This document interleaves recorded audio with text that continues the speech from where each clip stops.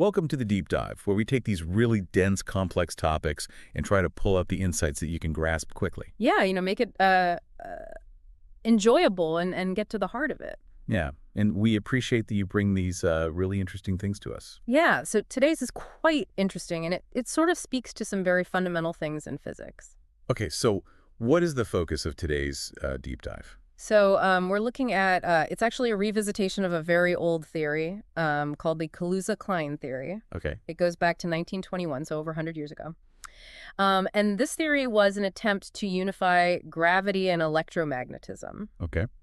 And the way it was done was very interesting. Basically, the idea was that our universe is not just 4 dimensions, it's actually 5 dimensions. 5 dimensions. 5 dimensions. So we have, 3 spatial dimensions, 1 time dimension, and then there's a 5th dimension that's curled up. I was going to say, if it's 5 dimensions, where's the 5th one? Right. So the idea is that this 5th dimension is very, very small. It's curled up. You can think of it as like a tiny circle at every point in space-time. Okay. It's very, very small. The size of this dimension is on the order of like 10 to the minus 31 centimeters. Wow. So it's unbelievably small. And the idea was that the physics of this 5th dimension would manifest itself as electromagnetism in our 4-dimensional world. So is the idea like gravity is like the warping of space-time, Yeah. and then electromagnetism is like the jiggling of this 5th dimension? It's like, yeah, undulations in this 5th dimension. Yeah. So I mean, it's a fascinating idea. That's wild. Right. But the original theory had some problems. And so the paper that we're looking at today is a revisitation of this theory with some new ideas. Okay. So what are some of the what were the big problems that the original theory had? Well, one of the problems was that when you try to include this 5th dimension, you end up with more unknown quantities than you have equations to solve for them. Okay. So, for example, the metric, which describes gravity, has 10 components in 4 dimensions. Electromagnetism has 4 components, but then you also end up with this extra field called a dilaton. Okay. Which is, another unknown quantity. So you have more unknowns than you have equations, and that's always a problem in physics. Right. So that was one of the problems. But the author of this paper sort of starts with an even more fundamental question. Okay. And the question is this: is electric charge really independent of the observer's reference frame? I mean, I guess. I mean, I think. Right. So, our experience tells us that, yes, it is, right? Like if you're moving or if you're standing still, the charge of an electron is the same. Right. But the author points out that in the original Kaluza-Klein theory, if you interpret electric charge as the momentum along the 5th dimension, then it's not actually independent of the reference frame.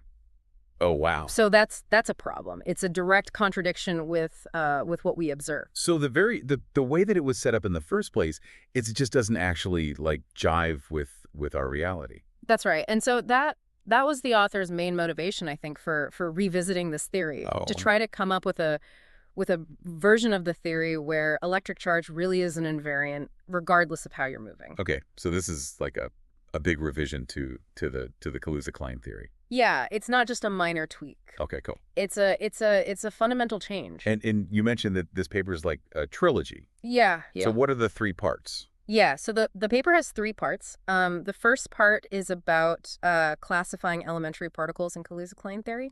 The second part is about what's called a pullback connection over spacetime. Okay. And the third part is about what he calls extended variational relativity. Okay, all right. So let's jump into the first part. Yeah. Classifying elementary particles in Kaluza-Klein theory. Uh-huh. And the paper mentions something called the coadjoint orbit method. Yeah. So the coadjoint orbit method is a way of classifying particles based on symmetry groups. Okay. So the idea is that if you have a symmetry group that acts on some object, then there are certain quantities that are conserved under that symmetry. Okay. Right. So, for example, if you have a ball that's rotating, then its angular momentum is conserved. Right. And so the coadjoint orbit method is a way of using this idea of symmetry groups to classify the possible states of a physical system. Okay. So in the case of elementary particles, the idea is that the symmetry group is the group of transformations that leave the laws of physics invariant. Right. So, for example, The the laws of physics should be the same regardless of where you are in space or when you are in time, right? Right. So that means that there's a symmetry group that corresponds to translations in space and time. Right. And then there's also rotations in space and boosts, which are changes in velocity. Okay. And so all of these transformations together form a group called the Poincaré group. Okay. And this is the symmetry group that's relevant for special relativity. Okay. And so the coadjoint orbit method uses this Poincaré group to classify the possible states of elementary particles. So it's like you have this group, and then from that group, you could determine like what possible particles could even exist. Yeah, that's right. Oh, wow. Yeah, it's a very powerful method. And so the way it works is you look at the Lie algebra of the Poincaré group, and the Lie algebra is just a mathematical way of describing the infinitesimal transformations of the group. And then you look at the coadjoint orbits of this Lie algebra. Okay. And the coadjoint orbits are basically just sets of points in the dual space of the Lie algebra that are related to each other by the action of the group. Okay. And these coadjoint orbits turn out to be classified by certain invariants, and these invariants are the things that don't change under the action of the group. Right. So, for example, for the Poincaré group, the invariants are the rest mass and the spin of the particle. Okay, so that's how we get like rest mass and spin from this kind of like symmetry. Yeah, that's right. Okay. Yeah, so it's a really deep connection between symmetry and the properties of particles. All right, so that's Poincaré. Yeah. For a 4-dimensional. Right. Now let's go to the Kaluza-Klein. Yeah. 5 dimensions. So in Kaluza-Klein theory, you have this 5-dimensional spacetime, right? Right. And so you need a symmetry group that acts on this 5-dimensional spacetime. Right. And the natural choice is the what's called the Kaluza-Klein group, Okay. which is denoted G1 in the paper. Okay. And this group it includes the Poincaré group as a subgroup. Okay. But it also includes transformations that mix the 4th and 5th dimensions. Okay. And so the elements of this group, they have 15 components. Okay. Because it's a 15-dimensional group. Okay. And so you can write them in sort of a matrix form. Okay. Where the top left corner is a 4x4 matrix that yeah. corresponds to the Lorentz transformations. Yeah. And then you have a column vector and a row vector that correspond to translations in the 5 dimensions. Okay. And then you have a 1x1 matrix that corresponds to a scaling of the 5th dimension. So Yeah. it's a little bit more complicated than the Poincaré group, but it's still a group that preserves the structure of the 5-dimensional spacetime. Okay. And so in this theory, the linear 5 momentum has 5 components. Right. You have the 4 components of the 4 momentum, and then you have the 5th component, which is interpreted as the electric charge. Okay, so the electric charge is the momentum in the 5th dimension. Yeah, that's right. Okay. And so the idea is that if a particle is moving in the 5th dimension, then it has electric charge. Okay, and if it's not, it's neutrally charged. Right. Yeah. So, for example, a photon would not be moving in the 5th dimension, so it would have 0 electric charge. Right. Makes sense. But again, the problem is that when you look at the coadjoint representation of this G1 group, Right. The electric charge is not an invariant. Right. It depends on the reference frame. So it's not constant. It's not constant. So yeah, it's a problem. Okay. And so that's why they went on to create this new group called G0. Yeah. Yeah. Yeah. So G0 is the author's proposal for the symmetry group that's relevant for present day physics. Okay. And the way he gets G0 is by basically zooming in on the 5th dimension. Okay. So, remember the 5th dimension is very, very small. Right. So he imagines, rescaling the 5th coordinate by a very small factor. Okay. So instead of having, x5, you have L times x5, where L is this very small number. Right. Right. And so as L goes to 0, the metric of the five-dimensional spacetime Okay. sort of degenerates. Okay. It no longer becomes a true metric. It Okay. becomes what's called a bilinear form. Okay. And so he denotes this bilinear form by G0. Right. And so G0 is not a metric. It's just a bilinear form. Like a distorted metric. Yeah, it's like a distorted metric, right? Okay. And at the same time, the inverse of the metric blows up in a certain direction. Right. And so he defines a vector omega hat 0. Okay. Which is basically the direction in which the inverse metric blows up. Right. And so now he has these two new objects, Okay. G0 and omega hat 0. Right. And he defines the group G0 to be the group of transformations that leave these two objects invariant. Okay. Right. So it's the group that preserves G0 and omega hat 0. Okay. And so this group G0, it's still 15-dimensional. Okay. But it has a different structure than G1. Okay. And in particular, the linear part of G0. Okay. Involved Lorentz transformations in the first 4 dimensions. Okay. And then independent transformations in the 5th dimension. Okay. So it's like the 5th dimension is sort of decoupled from the first 4 dimensions. Okay. In this group G0. Okay, interesting. So the 5th dimension is kind of doing its own thing? Yeah, it's doing its own thing, Right. And so in this theory, the momenta, they include the 4 momentum, Right. the electric charge, the angular momentum, and then there's an additional 4 vector. Okay. So there are more momenta than there are in G1. Okay. And the important thing is that under the coadjoint representation of G0, Okay. the electric charge is an invariant. Okay, great. So that's the key difference between G1 and G0. So now they fixed the problem. Yeah, he fixed the problem, right? Nice. And so for a charged particle with spin in this framework, Yeah. there are 3 independent invariants, which are the electric charge, Right. the rest mass, and the spin. Okay. And these are exactly the quantities that we observe to be constant Right. in experiments. Okay. So it's a very nice result. Yeah, that's great. And then he goes on to propose a cosmological scenario. Yeah, yeah. So how does all this fit in with the universe? Like, Yeah. what's the proposal for how G0 and G1 all kind of fit into the evolution of the universe? Yeah, so he proposes that in the early universe, the universe was 5-dimensional. Okay.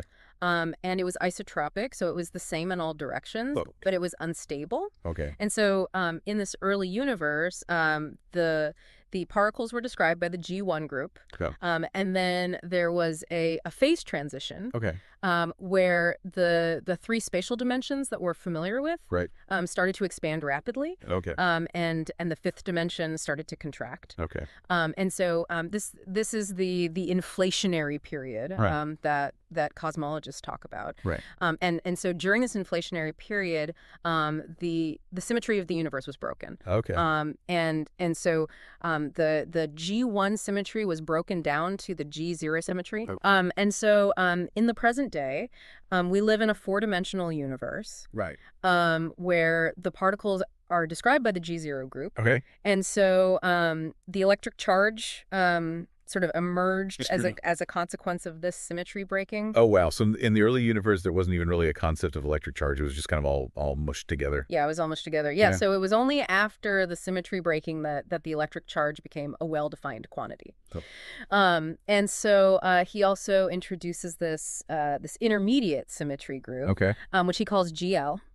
Gel. And this group GL, it depends on a scale factor, Okay. which he calls L. Right.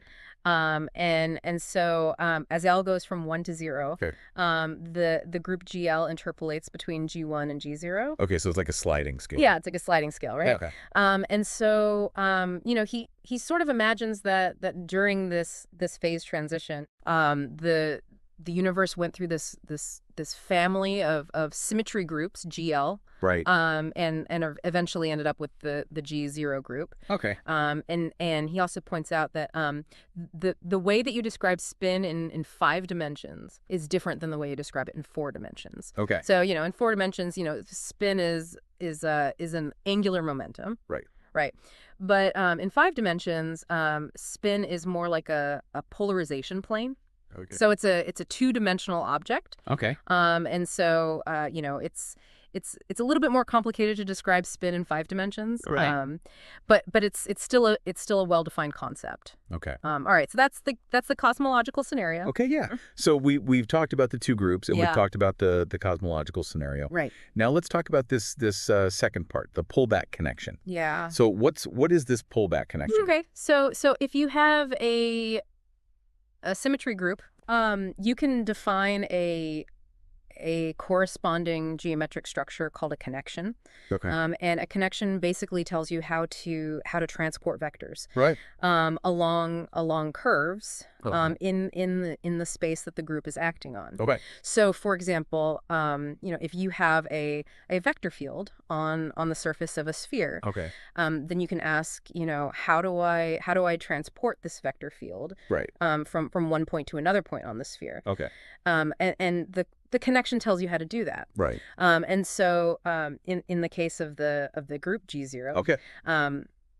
the author wants to construct a connection. Okay. But there was a problem, Oh. which is that remember we zoomed in on Yeah. the fifth dimension. Right. And so if we try to go back to the original coordinates, Okay. where the fifth dimension is very small, Right. we run into singularities Okay. in the connection. So you can't just like zoom in and then zoom back out. You've fundamentally changed. Yeah, you can't just zoom back out, right? It's not the same anymore. Yeah, it's not the same anymore. Right. And so the author's solution to this problem is to use what's called a pullback connection. Okay. And so a pullback connection is basically a way of defining a connection Okay. on a lower dimensional space Okay. by using a map Okay. from the lower dimensional space to a higher dimensional space. Okay. And so in this case, the lower dimensional space is our 4-dimensional space-time. Yeah. And the higher dimensional space is this 5-dimensional bundle Okay. that we were talking about before. Right. And so the pullback connection is basically a way of taking the connection on the bundle Okay. and pulling it back to space-time Okay. by using this map. Right. And so the key hypothesis here is that differentiation is only performed with respect to vectors that are tangent to spacetime. Okay. So you're not allowed to differentiate in the direction of the fifth dimension. Okay. And so the author also imposes a torsion-free condition Okay. on the connection. Okay. And this torsion-free condition is basically a way of saying that the connection Okay. is compatible with the metric. Okay. And so he also introduces this claim Okay. that the linear 5 momentum Okay. is parallel transported Okay. with respect to this connection. Okay. And so parallel transport is just a way of moving a vector Right.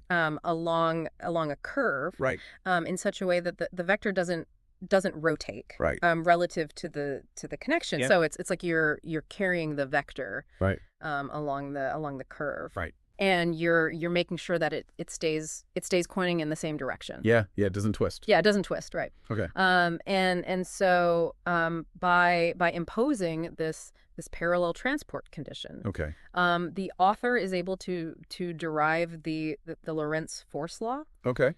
which is the force that a charged particle experiences Right. in an electromagnetic field. Okay.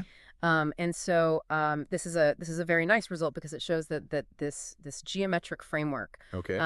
is actually capable of reproducing the physics that we observe. Right.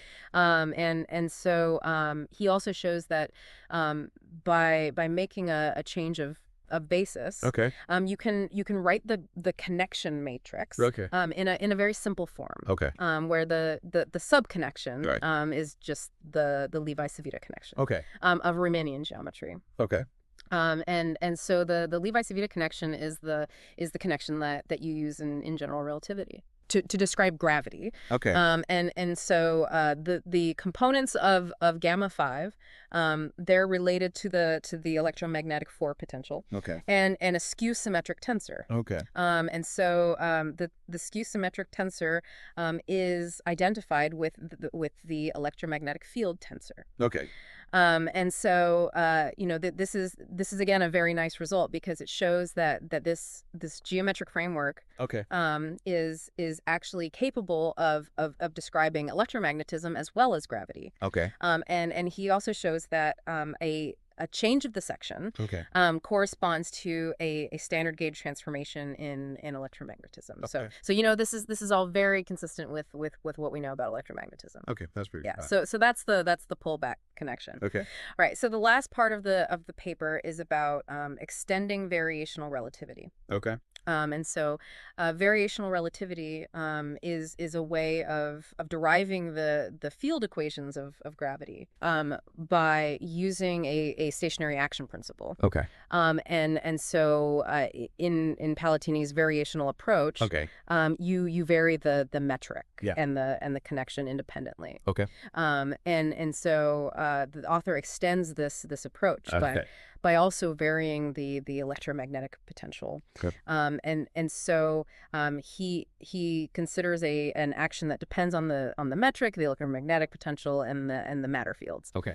And then he varies this action. Okay. And he sets the variation equal to 0. Okay. And this gives him a set of field equations. Okay. And so these field equations include an Einstein-like equation, Okay. an Euler-Lagrange equation, Okay. and an equation for the electromagnetic potential. Okay. And so he also derives conservation laws. Okay. From these field equations. Okay. And these conservation laws include the conservation of energy momentum, and the conservation of electric charge. Okay. And so the Lagrangian of matter Okay.